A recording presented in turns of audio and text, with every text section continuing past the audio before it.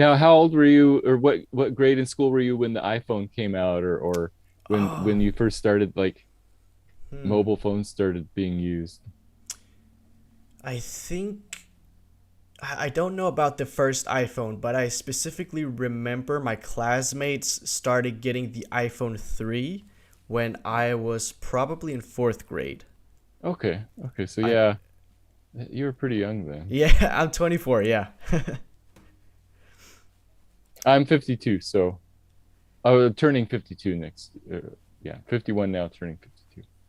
That's awesome. How was it like witnessing this whole thing come into reality? The internet, everybody being able to connect with each other a lot easier. Yeah, it has been really interesting, but it sort of happens slowly, so it's easy to miss it. Even now, I think to myself, when I was in college and hanging out with friends, and we would go meet someplace, how did we do that without cell Yeah. phones, without mobile phones? And I don't remember. I guess we just had to like plan ahead and be sure to be on time. Um, there's this author named Kevin Kelly. He wrote a book called What Technology Wants, but he's famous for writing a 10-year birthday thing about the arrival of the internet. Let's see, 2005. I think he wrote it in 2005 about the previous 10 years from 95 to 2005.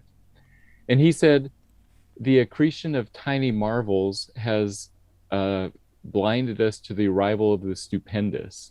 Huh. So in other words, as these tiny little like, oh, now we can look up phone numbers online, and now we can use Google Maps to find our direction. Now we can text each other. All these tiny marvels, he called them. Every once in a while there's something new, and there's always new things on the internet. But then if you stop and look back in the past 10 years, and that's still true today, like it's the arrival of the stupendous, right? Look at all these stupendous things we can do. Yeah. Even YouTube 2000, so even when he wrote that, YouTube didn't exist. I think YouTube started in 2005 or Yeah, I think you're 6. right. I posted 5-ish. my first video in 2000 July of 2006, I believe, just because I did this tour of a dorm that was being built, and I thought, oh, my students would like to see this. Where can I put it? Oh, there's this new thing called Yeah. YouTube, and they'll let you put it for free instead of having to pay.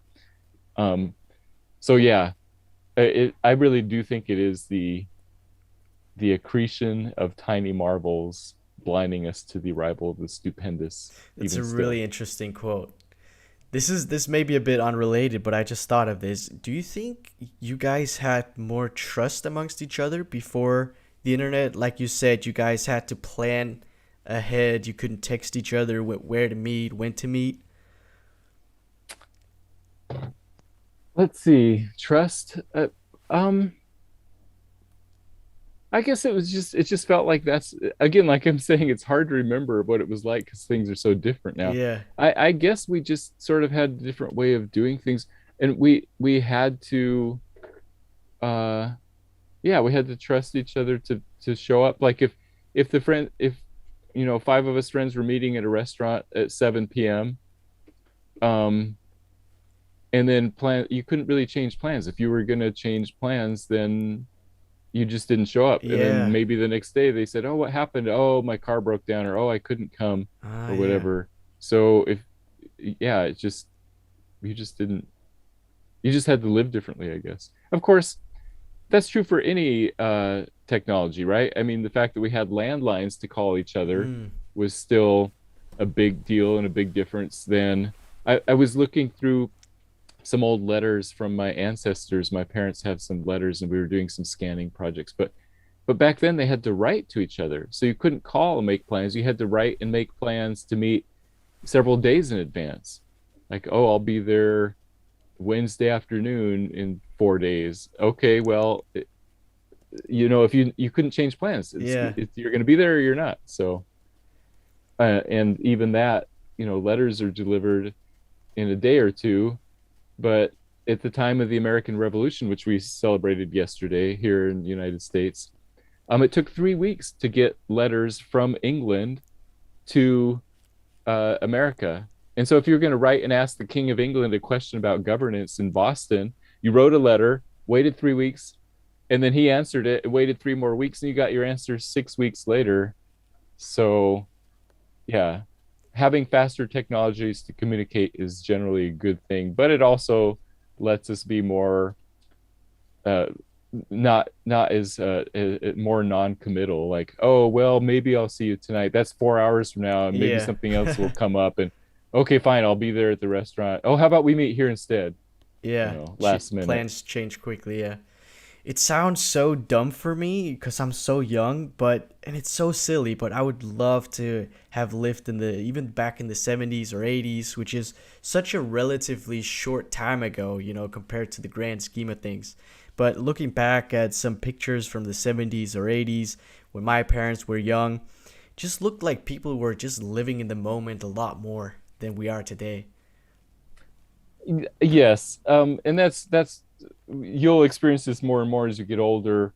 That's the way that nostalgia works. Our minds, thankfully, are designed such that we remember the good things, the happy times, and the harder things we sort of forget. And so, 20 years from now, it may be that you'll look back in the year 2042 and think, "Oh man, back in 2022 when I was 24, those were the good old days because of this," and you'll remember the fun and good things and not remember the harder things. Um, so surely, yeah, there are advantages to having a simpler lifestyle back in the 70s and 80s, but there were disadvantages too. But like I said, if your car broke down today, you can text somebody and say, "Hey, could you come pick me up? I want to go to the movies with you guys." But and I know I said we will be there at 7, but I can't. Can or you call Uber or something. Yeah. Yeah. So there are advantages and disadvantages to living in any time, I suppose.